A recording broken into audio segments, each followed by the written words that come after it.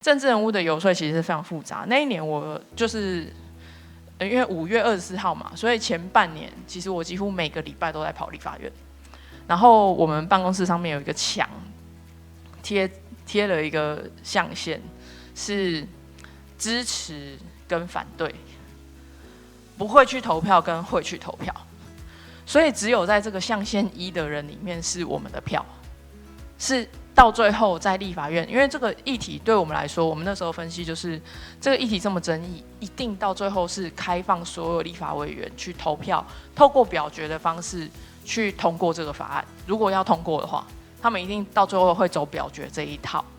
然后那个时候还是有表决器的哦，所以是记名表决。现在很多时候是不记名表决。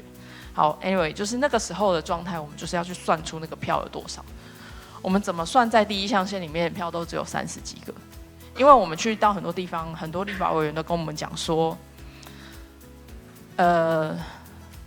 我个人当然支持，我幕僚多少同志，但是